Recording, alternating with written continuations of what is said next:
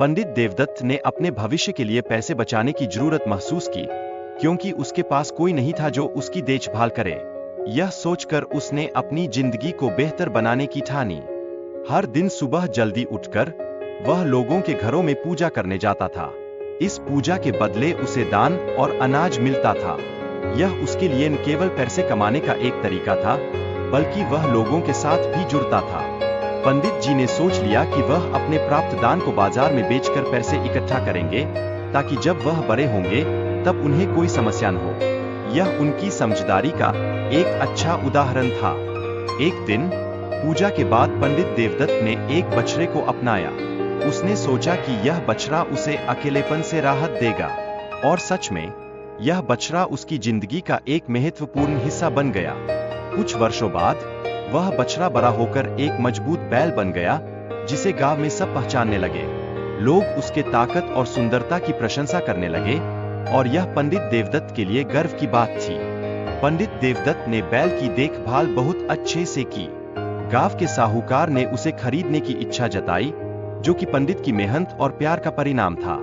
यह दिखाता है कि जब हम प्यार से किसी का ख्याल रखते हैं, तो वह और भी बढ़ता है। पंडित देवदत्त के लिए उनका बैल केवल एक जानवर नहीं था, बल्कि परिवार का हिस्सा था। उसने कभी भी इसे बेचने के लिए सोचा नहीं, क्योंकि उनके बीच का बंधन बहुत मजबूत था। एक बार राजा ने पंडित देवदत्त से उनके बैल के लिए भारी कीमत की पेशकश की, लेकिन देवदत्त ने यह पेशकश ठुकरा दी।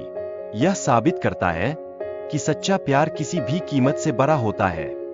जब बैल को राजा के पास लाया गया, तो उसने खाने और पीने से इनकार कर दिया। यह उसके दुख को दर्शाता है, क्योंकि वह अपने मास्टर के बिना बहुत उदास था। बैल की अपने मालिक के प्रति गहरी भावनाएं हैं, जिससे यह स्पष्ट होता है कि जानवर भी मनुष्यों की तरह भावनाएं महसूस कर सकते हैं। यह रिश्तों की अनमोलता को दर्शाता है। जैसे ही पंडित देवदत्त वापस आते हैं, बैल खुशी से खाना पीना शुरू कर देता है। यह उनके बीच के बंधन की ताकत को दर्शाता है, जो हर किसी को छू लेता है।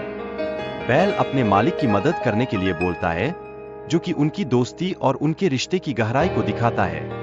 यह हमें याद दिलाता है कि सच्चा दोस्त हमेशा एक दूसरे का साथ देता है। पंडित देवदत्त ने पैसे उधार देने वाले से एक शर्त रची। उन्होंने कहा कि अगर उनका बैल सफल होता है, तो वे सोने के सिक्के जीतेंगे। यह कहानी में एक महत्वपूर्ण मोड़ लाता है। गांव के लोग पंडित के बैल की ताकत देखने के लिए इकट्ठा होते हैं। जब बैल अपने कार्य में सफल होता है, तो सभी हैरान रह जाते हैं। यह दृश्य शक्ति और सामर्थ्य का बेहतरीन प्रदर्शन करता है। लेकिन जब पैसे उधार देने वाला हार जाता है, तो वह पंडित देवदत्त से बदला लेने की योजना बनाता है। यह कहानी में संघर्ष और प्रतिशोध की भावना को जन्म देता है, जो हमें आगे की कहानी के लिए उत्सुक बनाता है।